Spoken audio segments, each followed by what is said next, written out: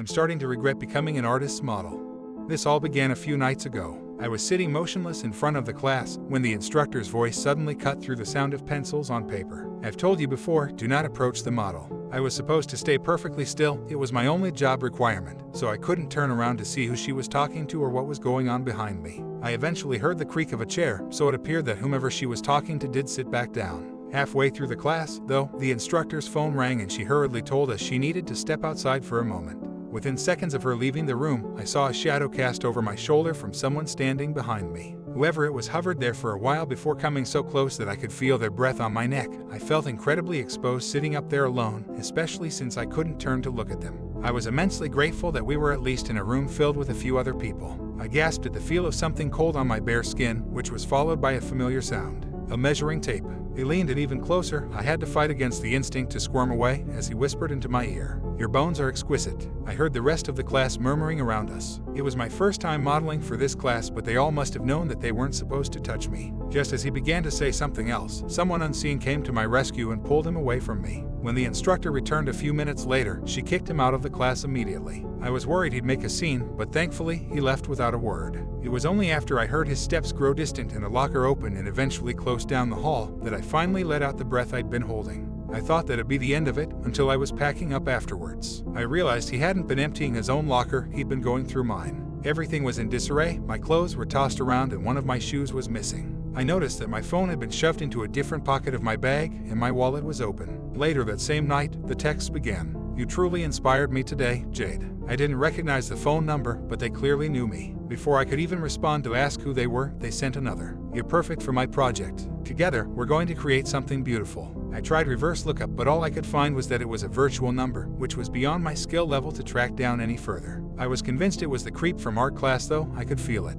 I could almost hear those words whispered in his voice, once again right behind me, just out of sight. I turned around instinctively, but of course there was no one there. There was no one in my apartment but me. I decided I'd go to the police the next day, but while I was getting ready for bed, his text continued. The graceful curve of spine and ribs under flesh contrasted against the sharpness of the shoulders. Incredible. Suddenly, it hit me. It wasn't just that my stuff tossed was around in my locker carelessly. My wallet had been open and clearly been rifled through. What if he'd looked at my driver's license? The new one, with my current address that I'd finally updated after moving a year ago. I suddenly felt very afraid at the thought of sleeping in my own apartment. I tried to keep my voice from trembling while I called my best friend Kate and asked if I could stay with her for the night. Despite it being so late, she instantly agreed, no questions asked, so I hurriedly packed up my bag and headed to her apartment, taking one last look over my shoulder before I closed my car door behind me. My phone pinged again as I was driving, and I read it once I parked. I look forward to beginning our work together. I showed Kate the text once when I got to her place, part of me hoping she'd laugh and tell me I was overreacting, but her face paled as she scrolled through. She told me I could stay with her as long as I needed and agreed that I should go to the police the next morning. She even volunteered to go with me. At the police station, I showed the guy taking my statement the messages, including the one I'd received overnight. "When are you coming home?" He immediately grabbed another officer and they both asked me questions. A lot of it was a blur because I hadn't been able to sleep the night before, but I do remember how they shared a look when I told them I'd first encountered the guy in an art class. After we talked to the police, I spent most of the hours of the day while Kate was at work pacing around her apartment.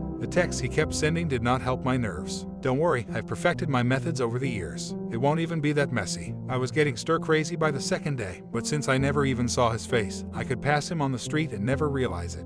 There is nothing more terrifying than the feeling of being hunted, but not knowing by who. The police recommended that I didn't block the number, that I kept an eye out for if he sent anything that would reveal where, or even who, he might be. The process is time-consuming, but the only way to guarantee no damage to the smaller, more delicate pieces. Luckily, I'm a patient man. After reading that, I decided to just walk around Kate's apartment complex to get some fresh air. The walking trails weren't visible from the main road, I just needed to get out, and away from the constant barrage of increasingly unnerving texts. I put my phone on silent and after I felt a bit calmer, headed back inside. I let out a sigh of relief and even smiled for a fleeting moment as I locked the door behind me, until I checked my phone. "You look lovely today, Jade. I think we'll get started soon." I followed up with the police again, but they didn't have much news for me other than that the name he'd given to the program when he enrolled in the course is fake. He'd stopped texting for a while, and after almost a full day of blissful silence, I allowed myself a small bit of hope that maybe it would be okay. Maybe he'd given up, moved on, maybe everything could go back to normal. Until he messaged again last night. "You really do have such beautiful bones. I hope they can find them soon, because I woke up to a new text this morning. I can't wait to hold them in my hands."